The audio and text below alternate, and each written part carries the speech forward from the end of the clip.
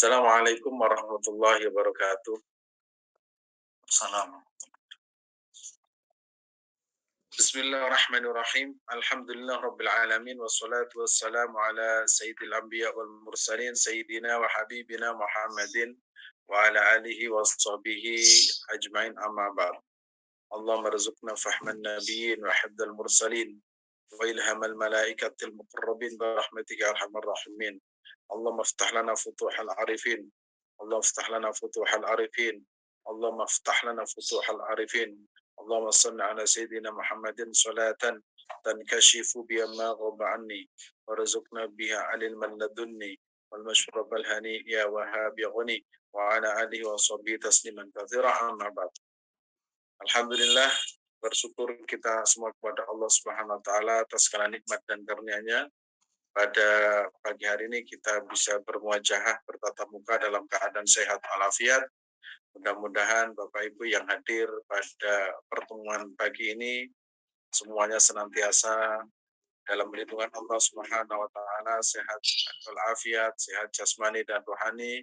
Keluarganya senantiasa mendapatkan perlindungan dari Allah Subhanahu wa taala, dan insya Allah anak-anak kita senantiasa menjadi anak yang taat beribadah, taat kepada Allah dan Rasulullah, dan mudah-mudahan anak-anak kita insya Allah menjadi orang yang tidak henti-hentinya meneruskan cita-cita orang tua, terus bersujud kepada Allah hatta yaumil qiyamah.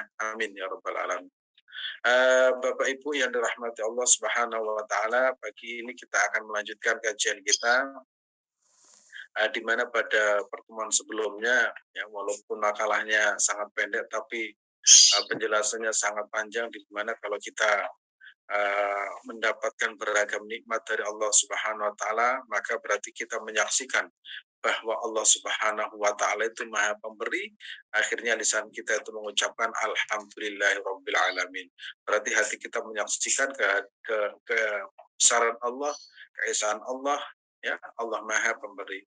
Kalau kemudian kita merasakan bahwa kita ini jatuh pada lubang yang dilarang, misalkan maksiat, maka kita menyaksikan kebesaran Allah Subhanahu wa taala dengan beristighfar kepada Allah Subhanahu wa taala. Begitu juga dengan yang lain. Nah, hari ini kita akan membahas masih terkait dengan kesaksian seseorang kepada Allah Subhanahu wa taala, yaitu bermusyahadah kepada Allah Subhanahu wa taala. Dan makalah yang ini itu mengingatkan kepada kita semua bahwasanya kita sebelum lahir, kita sebelum tercipta, itu Allah Subhanahu wa taala sudah punya MOU dengan hambanya. Alastu birabbikum qalu bala. Bukankah aku Tuhanmu? Qalu, ya, arwah-arwah itu menjawab bala. Iya ya Rasulullah, iya ya Allah. Itu sehingga semua orang itu pada hakikatnya telah melakukan sebuah perjanjian dengan Allah Subhanahu wa taala mereka sebelum lahir di muka bumi ini. Alastu birabbikum qalu. Bukankah aku Tuhanmu? Iya. Hamba itu menjawab iya. Mereka telah bersaksi sebelum kita itu ada di muka bumi ini. Bersaksi bahwa tidak ada Tuhan selain Allah. Asyhadu an la ilaha illallah wa asyhadu anna Muhammad Rasulullah. Allah itu wahdaniyah, Allah itu wujud, Allah itu kitam, Allah itu baqa, Allah itu mukhalafatul hawadisi, yamuhu binafsihi. Itu semua sudah kita saksikan ketika sudah masih di dalam bentuk arwah. Begitu kita lahir di muka bumi ini, Allah sebutkan, Allah tunjukkan kebesarannya, keesaannya dengan adanya alam semesta. Bahkan tubuh kita sendiri, mulai ujung kaki sampai ujung rambut, itu adalah tanda-tanda kebesaran Allah Subhanahu wa taala, tanda-tanda keagungan Allah Subhanahu wa taala, dan itu kita saksikan ketika kita berada di alam semesta ini, dan itu kita rasakan betapa Allah Subhanahu wa taala berkuasa atas diri kita. Maka untuk menyempurnakan itu, Allah Subhanahu wa taala mengutus para nabi, para rasul. Nabi Muhammad menjelaskan kepada kita, Nabi Muhammad memberikan penjelasan kepada kita bagaimana ya mengenalkan kepada Allah Subhanahu wa taala, mengenalkan sifat-sifat Allah Subhanahu wa taala. Bahkan kalau kita di dalam surat Waqiah itu misalkan ya, di dalam surat Waqiah itu misalkan Di situ afaraitum ma tahrusun a antum tazra'unahu am nahnu zari'un. Nah, itu kan ayat-ayat a antum tazra'unahu, apakah kalian itu yang tazra'un, tazra'un itu mana, am nahnu zari'un, apa kalian yang apa namanya menanam, apa kami? Allah kan bertanya seperti itu. Kemudian ada antum anzaltumuhu minal muzni am minal muzun afaraitum ma alladhi tashrabun, apakah kalian melihat air air yang kalian minum, an antum anzaltumuhu, apakah kalian yang menurunkan air itu dari langit, afaraitum an-nar allati tur antum ansha'tum shajarataha min al-mushun nahnu ja'alnaha tadhkiratan. Ini wa mata'al muqwin. Akhirnya fasabbih bismi rabbikal azim. Jadi kalau kita membaca surat Al-Waqiah itu, kalau kita renungi itu bisa menangis ya. Karena Allah Subhanahu wa taala ingin mengenalkan diri kepada, misalkan begini ya. Nahnu khalaqnakum falaula tusaddiqun. Nahnu, kata Allah, nahnu kami, khalaqnakum, aku yang telah menjadikan kalian. Falaula tusaddiqun. Falaula tusaddiqun. Seandainya kalian itu tidak percaya. Afaraitum ma tumnun am antum takhluquna minal khaliqun. Apakah kalian menciptakan atau aku yang menciptakan? Nah, itu pertanyaan-pertanyaan Allah Subhanahu wa taala kalau kita renungi, bahwa sesungguhnya Allah itu ya mengirimkan atau mengutus para nabi untuk menjelaskan bahwa Tuhanlah yang Tuhan kita, yaitu Allah Subhanahu wa taala, yang wajib disembah, yang wajib diisahkan, yang berkuasa atas diri kita, yang berkuasa atas alam semesta. Nah, hari ini kita akan membahas tauhid ya. Tauhid yang mana itu diterangkan oleh Ibnu Athaillah Iskandari dalam makalahnya. Bismillahirrahmanirrahim. Qala al-mu'allif rahimallah wa nafa'ana bihi wa bi ulumihi fid dharaini amin. Ashhadaka min qabli an yastashhidaka fanataqat bi ilahiyyati al-dhawahiru wa tahaqqaqat bi ahadiyyatil qulub was-sarairu. Saya ulangi lagi. Bismillahirrahmanirrahim. Qala al-mu'allif rahimallah wa nafa'ana bihi wa bi ulumi fid dharaini. Ashhadaka min qabli an yastashhidaka fanataqat bi ilahiyyatihi al-dhawahiru wa tahaqqaqat bi ahadiyatil qulub was-sarair.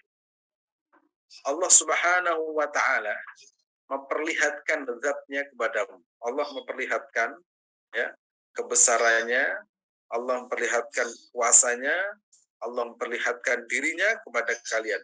Sebelum Allah menuntut kepada kalian harus mengakui kebesarannya.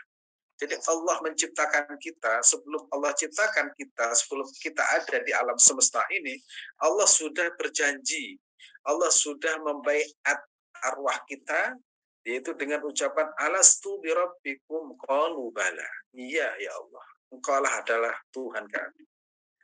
Itu sebelum kita ada di alam semesta ini. Kemudian sehingga nyata mengakui Tuhannya. Allah menuntut sebelum Allah memperlihatkan zatnya kepadamu, sebelum Allah menuntut kepadamu harus mengakui kebesarannya. Sehingga nyata mengakui Tuhannya segala makhluk yang zahir, dan nyata hakikat keesaan dan dalam hati dan rahasia perasaan. Jadi ketika kita masih di alam belum nyata, itu sudah berjanji. Ketika kita di alam semesta, baru kemudian ya, kita itu menyaksikan kebesaran Allah Subhanahu wa taala.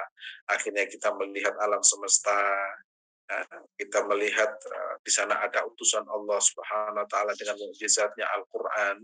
Allah Subhanahu wa taala mengutus para nabi dengan berbagai mukjizat. Kalau Allah mengutus Rasulullah dengan mukjizat Al-Qur'an, bahkan semua alam semesta itu menjadi bukti atas keesaan dan kebesaran Allah Subhanahu wa taala. Ada nyamuk, ya, ada berbagai binatang yang ada di lautan, ada yang di bumi, ya, bahkan berbagai organ tubuh kita yang ada pada diri kita itu merupakan bukti keesaan Allah Subhanahu wa taala. Jadi ketika Allah menampakkan diri, ya, itu kita sudah wajib bagi kita semua untuk mengesahkan Allah Subhanahu wa taala sebagaimana janji kita sebelum kita lahir di alam semesta ini. Mari kita lanjutkan penjelasan berikutnya. Cara Allah mengenalkan dirinya. Allah mengenalkan dirinya kepada hambanya dengan adanya alam semesta. Jadi kalau kita ingin tahu Allah Subhanahu wa taala, maka lihat alam semesta ini. Kalau zaman dahulu, zaman para sahabat itu kan sebelumnya orang kafir. Mereka kalau ingin tahu Tuhan, mereka itu sederhana. Kamu tahu Tuhanmu? Iya. Dari mana kamu tahu? Adanya alam semesta ini. Kemudian mereka itu membuat sebuah ilustrasi. Saya melihat tainya onta. Sebelum saya melihat onta, berarti kalau ada tainya onta, berarti ada onta. Jadi sederhana itu orang zaman dahulu mengenal Allah Subhanahu wa taala. Jadi kalau kita melihat alam semesta ini berarti ada penciptanya. Jangan sampai kita berkeyakinan bagaimana alam ini diciptakan, kemudian kita punya pemikiran alam ini ada karena ketiadaan. Nah, itu sudah apa katanya orang Jawa itu ngejak gendeng bareng. Wong sesuatu ada kok ada dari suatu ketiadaan. Adanya sesuatu karena adanya sesuatu. Berarti alam semesta ini itu ada yang mengadakan. Nah, itu. Kalau kemudian orang ateis ya, alam semesta itu ada dengan sendirinya. Loh, nggak mungkin kan sesuatu yang ada bersumber dari sesuatu yang tidak ada. Berarti adanya sesuatu itu adanya sebelumnya. Maka dalam hal ini ya kita sebut adalah Allah Subhanahu wa taala. Maka Allah itu Al-Khaliq, Allah itu pencipta. Nah, di sini sehingga Allah Subhanahu wa taala menegaskan bahwa alam semesta ini adalah bukti adanya Allah Subhanahu wa taala. Alam semesta tentu dan dengan segala isinya, misalkan langit dan bumi, ya, kemudian lautan dan makhluk-makhluk di dalamnya, ada surga atau neraka. Kalau surga neraka itu kan sesuatu yang gaib ya, tidak terlihat. Tapi alam yang kita huni itu bukti adanya Allah Subhanahu wa taala. Kemudian di sini setelah hamba mengenal dan mengakui kebesarannya, Allah Subhanahu wa taala menuntut kepada hambanya untuk menyaksikan bahwa Allah Subhanahu wa taala Maha Esa dan menyembahnya dengan tidak menyekutukan. Setelah itu Allah Subhanahu wa taala menuntut kepada manusia untuk bersaksi asyhadu alla ilaha illallah wa asyhadu anna muhammadar rasulullah, bersaksi bahwa tidak ada Tuhan yang berhak disembah kecuali Allah Subhanahu wa taala dan Nabi Muhammad adalah utusan Allah Subhanahu wa taala. Itu kesaksian itu setelah kita melihat fakta. Kalau katanya anak itu bukti empirisnya itu ada. Apa ya alam semesta ini? Nah, kita ini dulunya nggak ada, kemudian diadakan, tidak mau mengakui ya yang menciptakan. Kita ini itu dulu tidak ada, kemudian Allah adakan, Allah wujudkan. Kemudian setelah kita ada di alam semesta ini tidak mau mengakui zat yang menciptakan. Padahal tanda-tanda itu ada, tanda-tanda itu nyata, tanda-tanda itu lengkap. Mulai tanda yang terlihat atau tanda yang tidak terlihat. Apa? Gerakan jantung kita. Itu kan menandakan kita ini ya, dulunya tidak ada, akhirnya menjadi ada, dan itu yang menciptakan, yang mengadakan kita adalah Allah Subhanahu wa taala. Maka kalau kita sudah mengenal itu, maka wajib kita bersaksi asyhadu an la ilaha illallah wa asyhadu anna muhammadar rasulullah. Kita lanjutkan.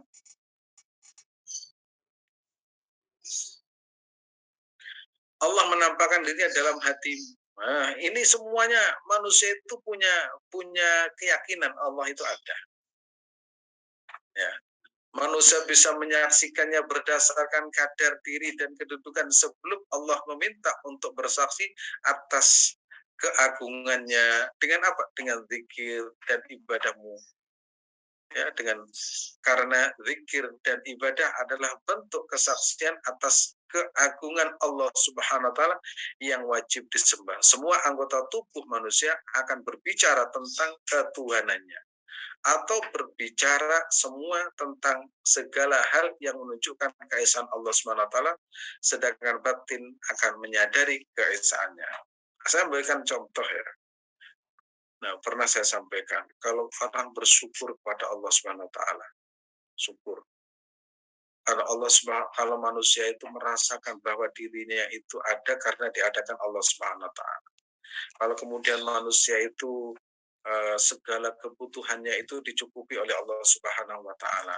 Kalau kemudian kita merasakan itu, menyadari atas keesaan Allah, Allah yang menciptakan, Allah yang mencukupi, Allah itu yang memberi, Allah itu yang merawat alam semesta, Allah yang merawat ini, maka tatkala manusia merasakan itu berarti seluruh tubuh manusia itu mulai ujung kaki sampai ujung rambut semuanya itu bersyukur dan bersujud kepada Allah Subhanahu wa taala.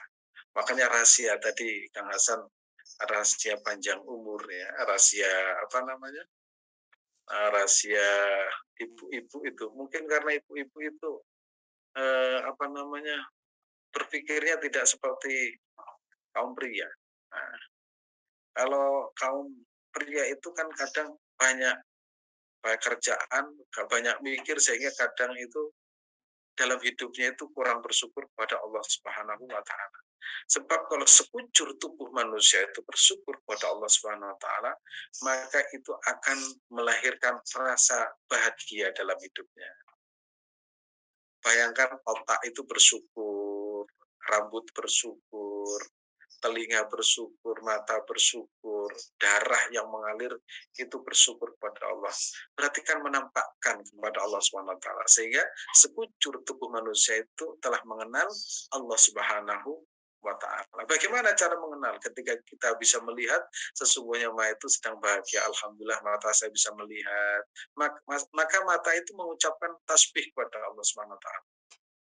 Sama kalau mata, kalau telinga, kalau kaki itu digunakan sesuatu yang dilarang, maka itu akan menjadi menderita. Sebagaimana yang pernah saya sampaikan, kalau kita dimanapun berada, kalau bisa sholat di situ karena apa? Bumi yang kita pijak, bumi yang kita datangi, bumi yang kita gunakan untuk bersujud, bumi itu akan senantiasa berbahagia karena telah disujudi oleh hamba namanya manusia. Sekujur tubuhnya itu bersyukur kepada Allah Subhanahu wa taala. Maka sejatinya ya, Allah Subhanahu wa taala menampakkan dirinya dalam hatimu itu sudah terasa. Nah, karena itu tadi tubuh kita atau diri kita itu banyak kabut-kabut sehingga kadang tidak mengakui ya keesaan dan kebesaran Allah Subhanahu wa taala. Yang muncul itu biasanya egonya.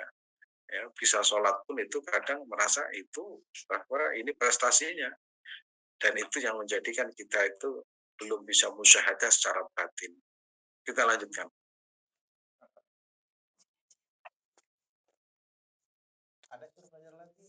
Kapan Allah mengenalkan dirinya? Sebelum kita lahir, sebelum manusia tercipta, arwah manusia sudah berjanji dan mengakui bahwa Allah Subhanahu wa taala Maha Esa, Maha berkuasa, ya. Allah Maha segalanya.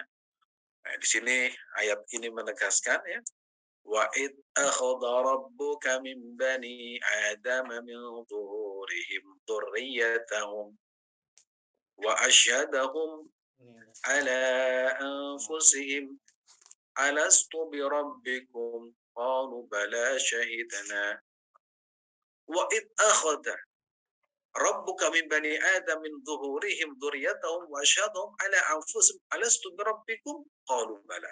Dan ingatlah ketika Tuhan mengeluarkan keturunan anak-anak Adam dari sulbi mereka. Min bani adam yang dhuhurihim, sulbi itu ya, kalau kita pernah mendengar sulbi itu sel dari Bani Adam yang terletak pada tulang rusuk. Nah, itu kan sering ya. Manusia itu wanita itu tercipta dari tulang rusuk. Nah, itu dari tulang rusuknya itu bukan dari tulang rusuknya, itu kiasan bahwa manusia itu min dhuhurihim atau min sulbihim, min sulbi wat tara'i. Ketika manusia di dalam bentuk arwah, wa id akhadha rabbuka min bani adam min dhuhurihim dzurriyyatahum wa asyhadahum ala anfusihim, ya. Sulbi mereka, dan Allah mengambil kesaksian terhadap jiwa mereka seraya berfirman, bukankah aku ini Tuhan? Mereka menjawab, betul. Qalu syahidna, iya Tuhan, kami bersaksi. Makanya begitu lahir di dunia itu melihat alam semesta yang begitu luas, itu akhirnya mereka bersaksi, dan di dalam alam semesta ini mereka bersaksi, asyhadu an la ilaha illallah wa asyhadu anna muhammadar rasulullah. Apa yang disaksikan? Mereka kan tidak melihat, karena itu meneruskan perjanjian dirinya dengan Allah Subhanahu wa taala yang dalam masih bentuk arwah. Baru kemudian di alam semesta ini menyaksikan kebesaran Allah Subhanahu wa taala. Ya, menyaksikan keesaan Allah Subhanahu wa taala dengan apa? Alam semesta. Alam semesta berbicara, ada langit, ada bumi, ya, ada makhluk-makhluk di langit, ada makhluk-makhluk di lautan. Itu meneruskan. Nah, kesaksiannya itu ketika berada di alam semesta, yaitu dengan mengucapkan asyhadu alla ilaha illallah, aku bersaksi bahwasanya tidak ada Tuhan yang berhak disembah kecuali Allah, dan Nabi Muhammad adalah utusan Allah. Baru kemudian menyaksikan segala yang terkait dengan keesaan Allah Subhanahu wa taala. Terus kita lanjutkan.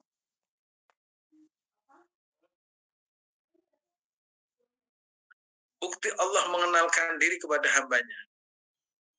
Allah ciptakan alam semesta dan isinya.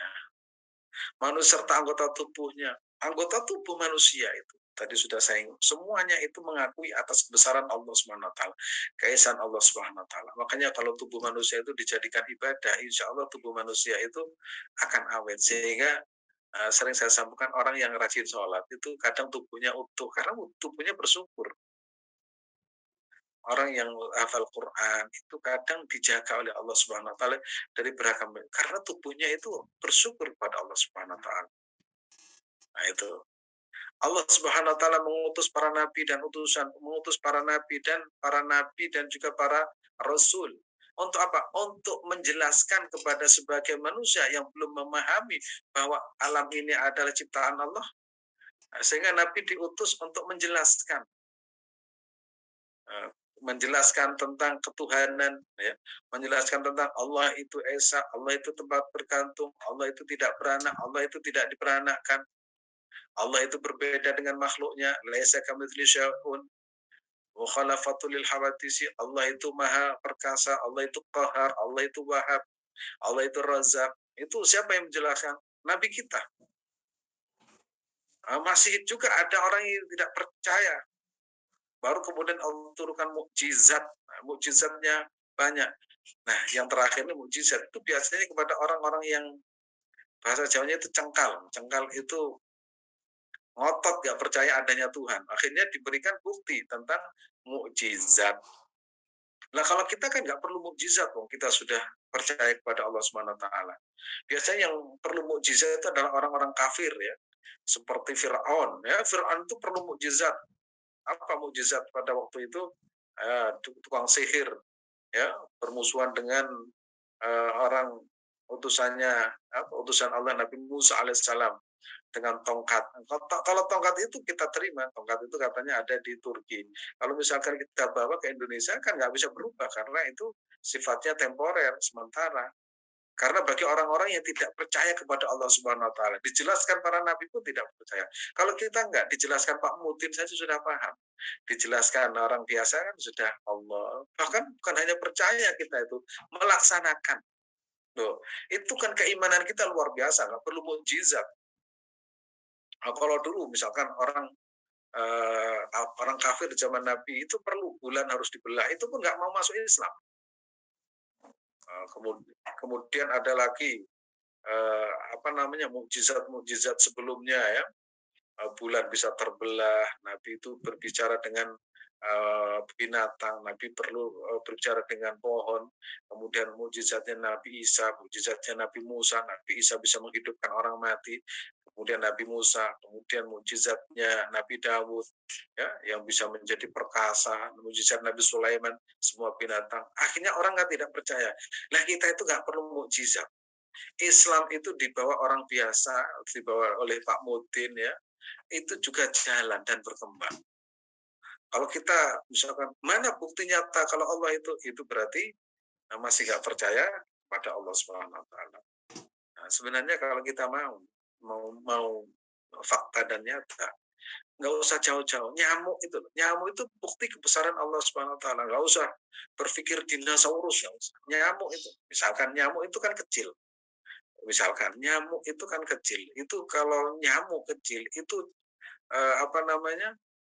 Bagaimana nyamuk itu menikah, ya, kawinnya, bagaimana nyamuk itu kalau kena nyamuk kan juga binatang, kalau nyamuk sakit itu gimana, kalau nyamuk itu misalkan ya, nyamuk itu kumannya seperti apa, itu kan kita tidak pernah berpikir. Itu menunjukkan kalau kita melihat dengan hati yang bening, sekitar kita itu adalah bukti kebesaran Allah Subhanahu Wa Taala. Nah, kalau orang itu kan nggak seru, harus ada kejadian yang luar luar biasa, nggak perlu. Kita sakit itu menjadi bukti kalau kita itu percaya kepada Allah. Buktinya apa? Buktinya kita itu perlu orang yang membantu kita, dan yang menyembuhkan adalah Allah Subhanahu Wa Taala. Ini ya, ini eh, bukti Allah mengenalkan diri kepada hambanya itu banyak hal. Termasuk Allah ciptakan alam semesta dan isinya manusia serta anggota tubuh manusia itu sendiri. Allah utus para nabi dan para rasul, mukjizat para nabi dan utusan itu menjadi bukti bahwa Allah itu esa, Allah itu ada, Allah itu berkuasa, Allah itu berkehendak, maka selain Allah itu tidak punya apa-apa. Misalkan manusia tidak percaya adanya Allah, manusia tidak percaya dengan ini. Loh, buktinya manusia itu, ya, buktinya manusia itu tidak bisa mengatur dirinya sendiri. Sehebat apapun, nggak ada orang yang usianya itu atau yang abadi, nggak ada. Fir'aun yang mengaku Tuhan itu tidak ada, tidak abadi. Fir'aun yang mengatakan Tuhan itu ternyata mati dengan cara yang mengerikan. Nah, itu. Namrud yang begitu hebat juga matinya itu karena digigit nyamuk. Loh, yang seperti itu. Jadi Tuhan ingin mempertontonkan bahwa manusia itu tidak berbisa buat apa. Orang yang kaya raya, hartanya sundul langit, ya, itu juga kadang matinya itu ketika dalam kondisi kelaparan. Loh, coba. Orang yang semuanya punya, semuanya disiapkan, ternyata matinya itu kekurangan. Orang yang punya pabrik oksigen, matinya kekurangan oksigen. Allah ingin memberikan tontonan bahwa Allah itu berkuasa atas kita. Allah berkuasa atas alam semesta. Akhirnya kita menyadari, oh, ternyata Allah itu berkuasa dan tidak ada satupun yang mampu mengalahkannya, karena semuanya adalah makhluk Allah Subhanahu Wa Taala. Ya, sering kita dengar, ya, ada orang yang punya rumah sakit begitu banyak, ternyata meninggalnya dalam kondisi yang tidak terawat. Ada orang yang curahkan oksigen, ternyata matinya kurang oksigen. Ada orang yang punya warung banyak, ternyata matinya nggak bisa menikmati makan. Itu hanya dibolak-balik oleh Allah Subhanahu Wa Taala. Nah, kalau kita, ya, orang yang beriman nggak pernah berputus asa, nggak pernah berpikir. Yang penting ibadah kepada Allah, percaya Allah itu esa, Allah itu berkuasa, Allah itu berkehendak. Apa yang datang dari Allah melalui lisan Nabi Muhammad, melalui para rasul itu adalah benar. Akhirnya kita itu, ya, sami'na wa ata'na. Kita mendengar wa ata'na dan kita taat kepada Allah Subhanahu wa Ta'ala. Kita lanjutkan.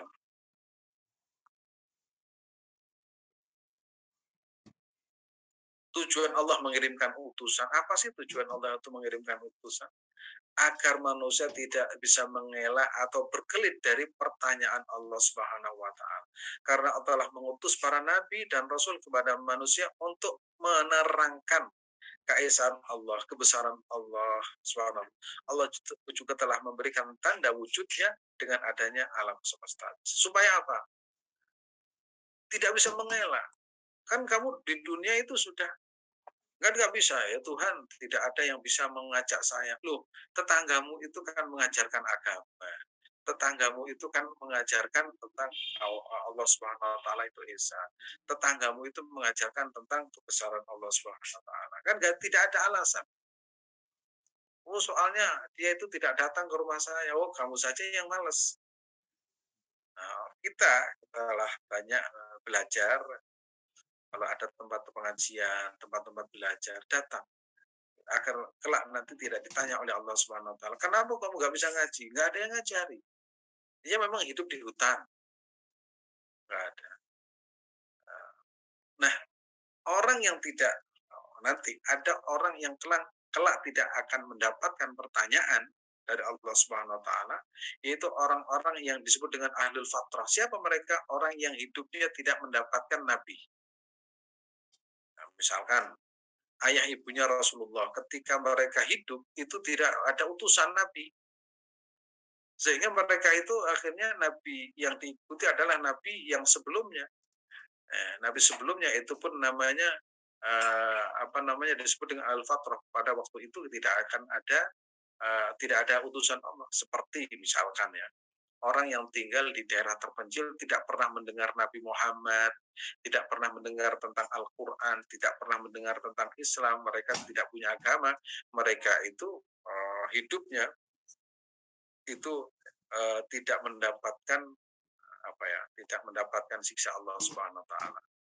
Nah, dalam Al-Qur'an disebut wa kunna mu'adzibina hatta nab'atsa rasula.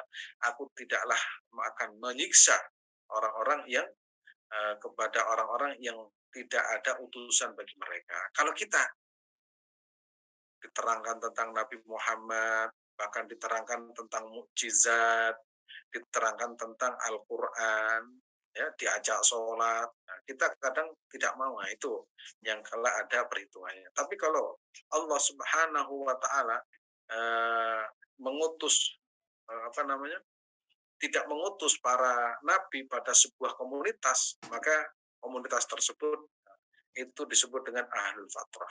Sehingga nanti tidak ada pertanggungjawaban. Kalau kita banyak, sehingga ada pertanyaan gini, kalau orang mau wafat itu, kalau wafat itu, man rabbuka, siapa Tuhan? Waman nabiyuka, dan nabimu siapa? Waman ikhwanuka, dan teman-temanmu siapa? Ma kiblatuka, kiblatmu apa? Nah, itu ya pertanyaan malaikat yang sudah dibocorkan oleh Pak Mudin ya. Jadi Pak Mudin itu sudah membocorkan pertanyaan itu. Nah, kalau kita nanti tidak bisa, wah bahaya. Pertanyaannya sudah dibocorkan, masa nggak bisa? Nah, jadi bisa atau tidaknya itu nanti secara otomatis ya. Kalau kita mati dalam keadaan iman Islam itu walaupun tidak diajari itu secara otomatis bisa. Makanya menjadi ahli ibadah itu penting, ahli sodako itu penting ya, ahli sholat itu penting ya, ahli ilmu itu penting karena itu yang bisa menyelamatkan kita ya, menjadi hamba yang insya Allah selamat di dunia dan di alam barzah sampai di dalam di akhirat pun itu akan selamat. Ya, mudah-mudahan kita termasuk orang yang selamat. Kita lanjutkan.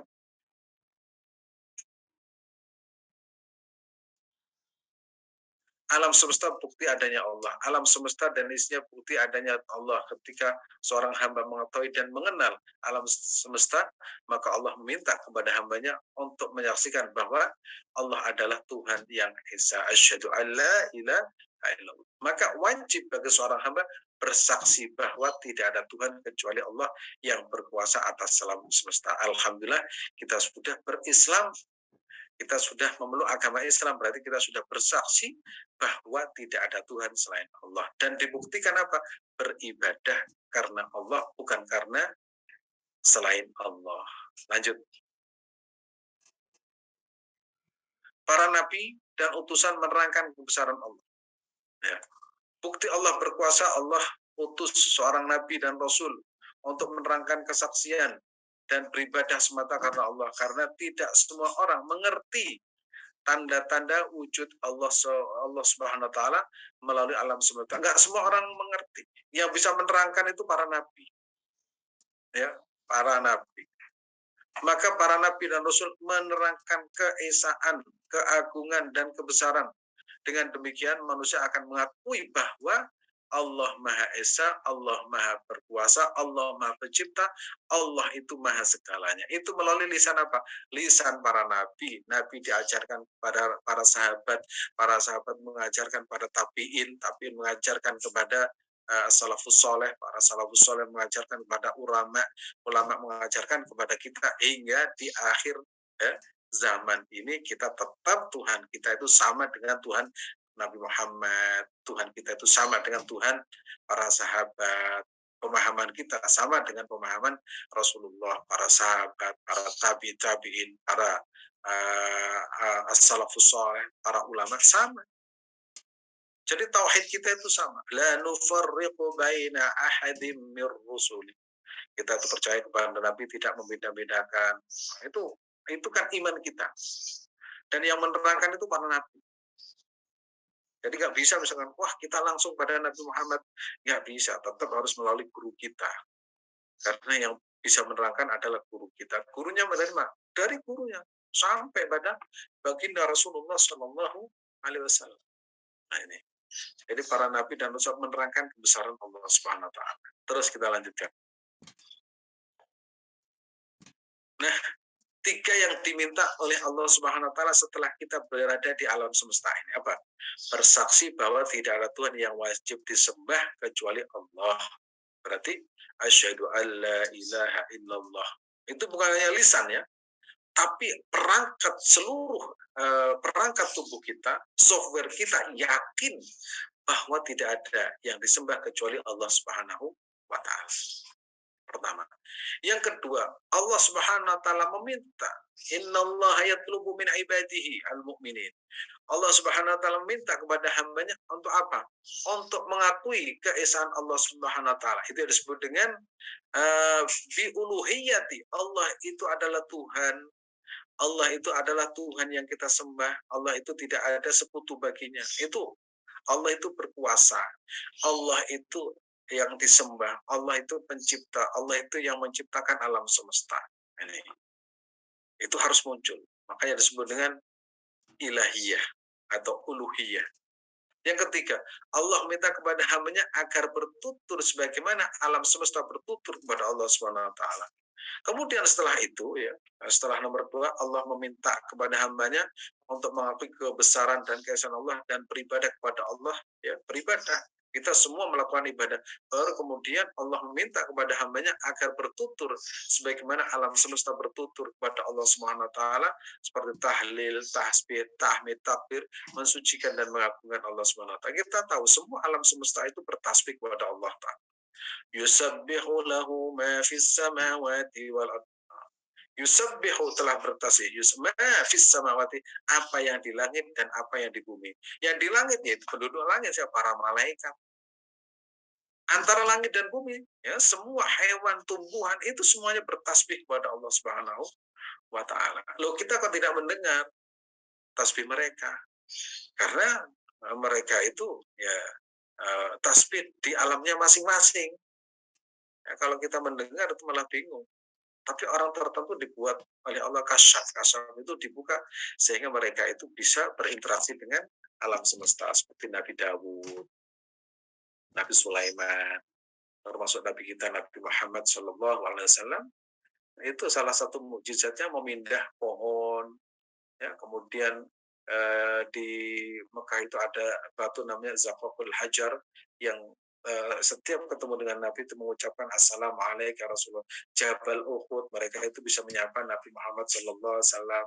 Bahkan waktu perang Badar, kayu itu dipegang langsung menjadi pedang. Itu mukjizatnya. Itu menunjukkan bahwa alam semesta ini juga bertasbih kepada Allah Subhanahu wa taala. Tapi tadi juga saya sampaikan, dalam tubuh kita itu semuanya bisa bertasbih kepada Allah. Jangan menganggap hanya lisan saja yang bertasbih. Kaki kita itu bertasbih. Telinga kita bertasbih. Kemudian mata kita bertasbih. semuanya berzikir kepada Allah Subhanahu wa taala. Maka tidak satu pun di alam semesta ini kecuali semuanya berzikir, semuanya bertahlil, bertahmid, ya, kemudian bertasbih dan bertakbir, mensucikan dan mengagungkan Allah Subhanahu wa taala. Maka beruntunglah kita orang yang beriman, sekujur tubuh kita itu bertasbih kepada Allah Subhanahu wa taala. Sehingga ada sebuah penelitian namanya, judul bukunya itu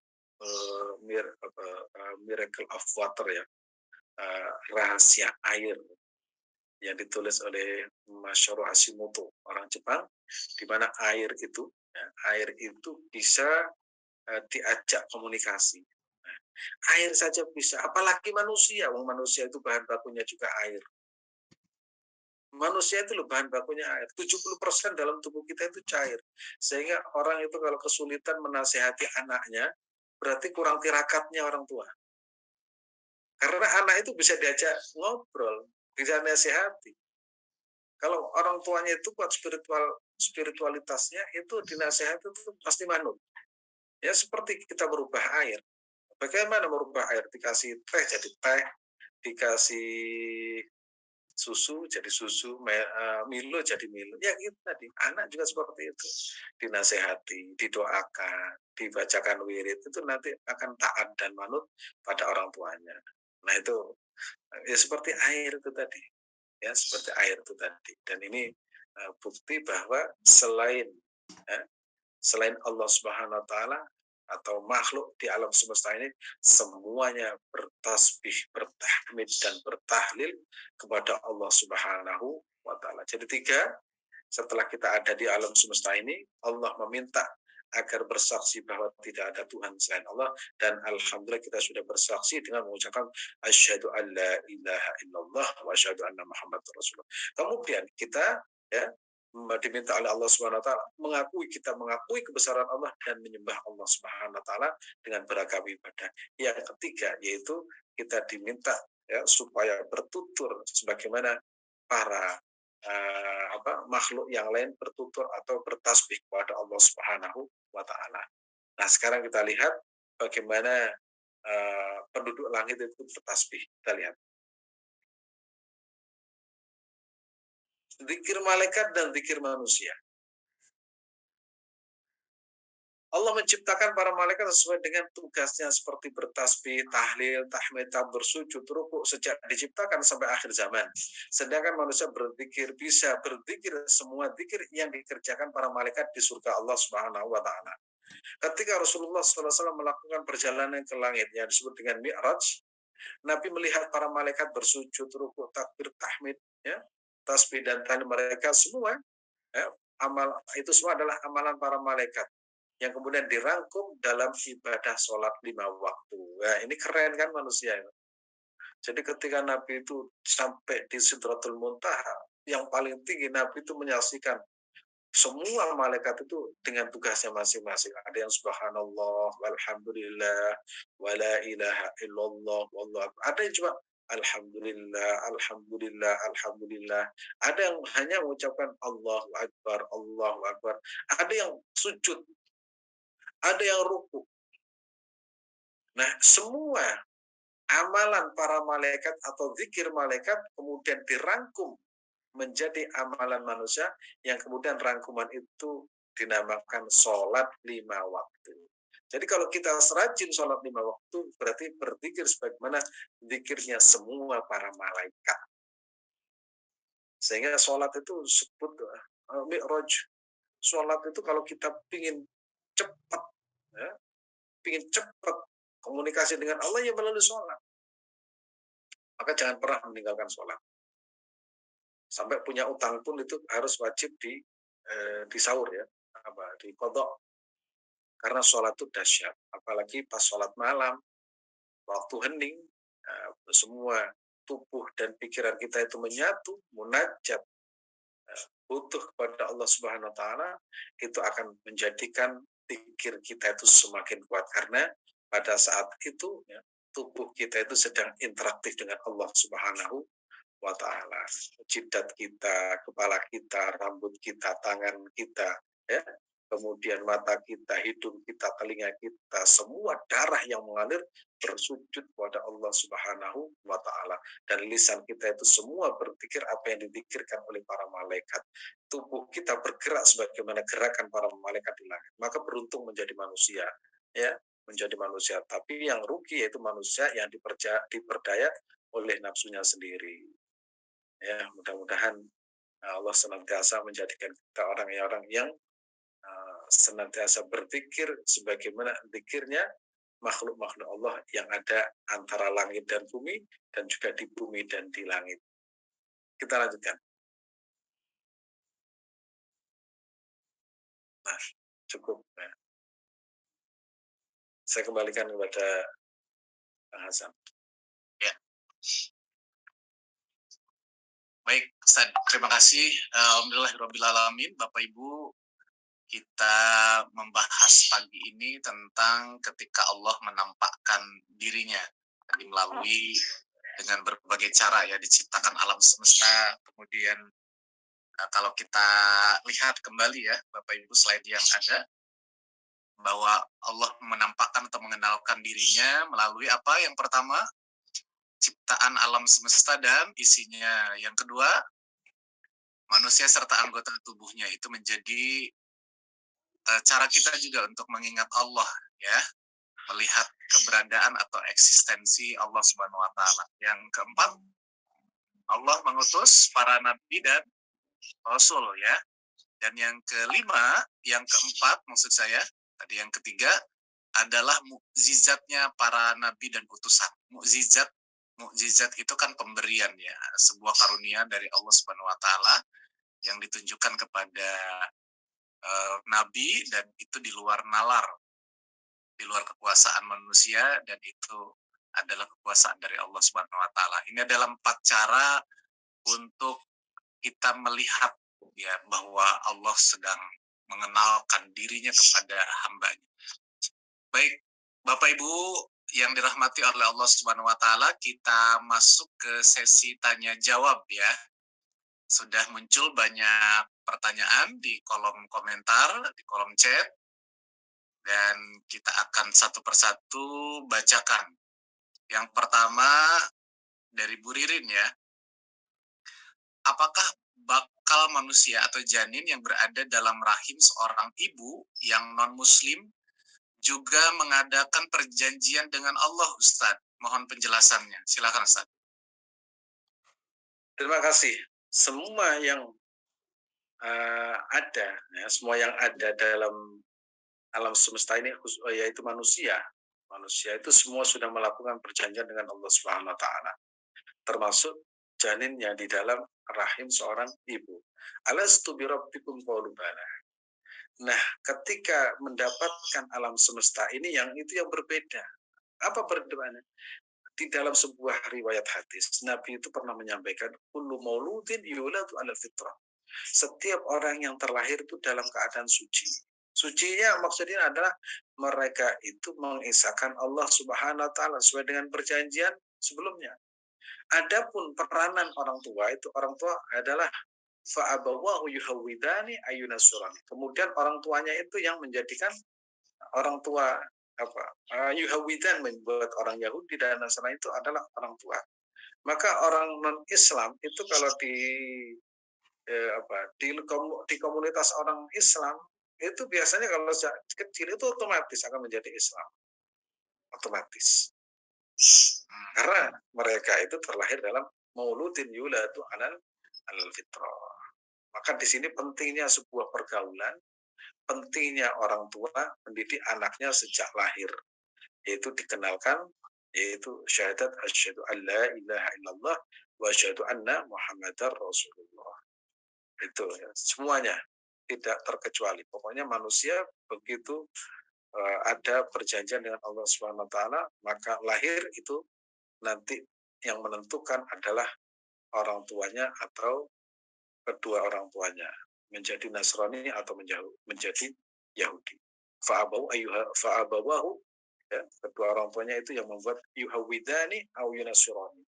Dan kita harus bersyukur orang tua kita mendidik kita mengenalkan Allah kepada kita dan mengenalkan sifat-sifat Allah Subhanahu wa taala dan kebesaran, akhirnya kita mengakui hingga saat ini, dan mudah-mudahan tidak berubah sampai kita kembali kepada Allah Subhanahu wa taala.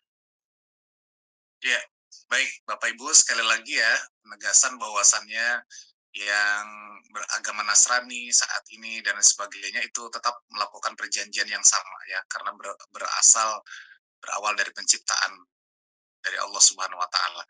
Baik, nanya berikutnya nih dari Pak Didik ya. Allah mengenalkan diri kepada manusia. Apakah berlaku kepada manusia yang diciptakan? Padahal manusia di dunia ada yang Nasrani atau Yahudi. Nah, ini serupa ya pertanyaannya, Ustaz ya. Ya, serupa dengan redaksi yang berbeda. Redaksi yang berbeda ya. Jadi Pak Didik tadi sudah disampaikan jawabannya ya. Oke, dari Pak Rusli Nasution dari Depok. Wah, ini orang Medan tinggal di Depok sepertinya ya Pak Rusli. Izin bertanya Ustadz, diizinkan. Bagaimana teknisnya agar kita bisa mentafakuri kekuasaan, keesaan, dan kebesaran Allah Subhanahu wa taala sehingga mantap di hati dan tidak terganggu dengan pikiran yang lain. Boleh dijelaskan Ustaz? Sebenarnya sangat mudah ya, sangat mudah, dan itu setiap hari kita lakukan. Contoh, kita bisa makan. Nah, kalau di dalam Al-Qur'an itu wa min ayatihi, dan tanda-tanda kebesaran Allah Subhanahu wa taala adalah tidur kalian. Jadi tidur itu menjadi kebesaran Allah. Kita bisa tidur itu merupakan pertolongan Allah Subhanahu wa taala. Makanya kalau kita tidur kemudian nyenyak enak, itu kita harus melihat, betapa Allah itu Maha Mulia, bisa menidurkan kami, kemudian bisa bangun. Jadi dalam tidur saja kita itu bisa ibadah. Berarti tidur itu top. Orang bisa tidur top. Contoh lagi, bisa makan. Makan. Kita itu kan jarang bisa makan kemudian sujud syukur. Jarang. Bisa sujud syukur kalau mendapatkan rezeki, misalkan duit banyak. Padahal kita bisa makan, itu adalah nikmat yang sangat agung. Ada air seteguk yang kita minum, itu kita harus melihat, ini bukan prestasi kita, ini murni pemberian Allah. Akhirnya kita bisa bersyukur. Setiap makan yang masuk dalam tubuh kita itu satu sendok itu pertolongan Allah Subhanahu wa taala. Akhirnya kalau kita mampu membangun konstruksi berpikir yang demikian, itu akan melihat segala sesuatu itu adalah pemberian Allah Subhanahu wa taala. Bisa tidur, ya, bisa makan, bisa silaturahmi. Nggak usah jauh-jauh, harus ke planet, nggak usah. Melihat diri kita itu adalah karunia Allah Subhanahu wa taala. Nah, itu betapa pentingnya air. Air itu kan sangat penting. Kalau kita bangun rumah sekian unit itu ya, air itu kan nggak pernah dihitung. Maka air itu menjadi sumber kehidupan, tapi tidak pernah difikirkan bahwa air itu adalah yang sangat penting. Kita tahu. Nah, kalau kita tahu, maka air ini juga sumber kehidupan. Begitu minum air itu, yang dilihat bukan airnya, betapa besar karunia Allah kepada saya, masih diperkenankan minum air. Lalu kalau kita bisa berpikir yang seperti itu, kita akan menjadi waliullah. Jadi untuk menjadi waliullah itu tidak harus misalkan wiridan sekian ribu, enggak usah. Kita melihat tidur kita itu, ketika mau tidur itu betapa Allah Subhanahu wa taala mengistirahatkan kita. Misalkan ya, di surat apa? An-Naba.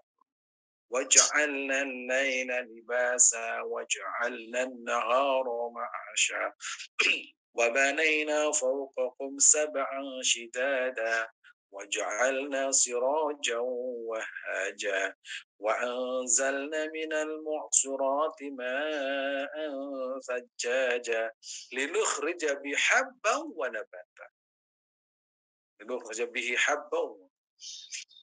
Itu pokoknya kalau kita merenungi Al-Qur'an, itu akan muncul bahwa Allah itu berkuasa atas segalanya. Jadi nggak usah ke planetnya.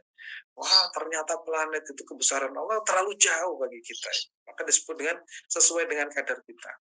Bisa makan itu nikmatnya luar biasa. Berarti yang kita ingat adalah Allah Subhanahu wa taala. Gitu. Baik, Ustaz, ini ada pertanyaan tentang kalau Allah akan nantinya menghancurkan alam semesta, lantas untuk apa diciptakan? Gitu, Ustaz. Ini mungkin senada ya dengan dulu alasan kenapa Allah menciptakan manusia dan malaikat mempertanyakan. Gitu. Bagaimana ini penjelasan, Ustaz? Silakan. Yauma tubaddalu ardu. Allah itu kan berkuasa. Contoh misalkan kita itu ngelukis. Kemudian ketika kita ngelukis kita nggak berkenan, kemudian kita hapus. Coba tanya kepada diri kita, kenapa kok kita hapus? Ya milik saya sendiri, gimana? Kita nulis ya surat, tuh nggak cocok dirobek-robek dibuang. Coba tanyakan kepada diri kita sendiri. Oh karena nggak cocok. Allah itu juga seperti itu. Kita nggak bisa mengintervensi Allah. Kenapa kok seperti ini? Nanti kok juga saya akan kita ini tidak tahu rencana Allah Subhanahu Wa Taala.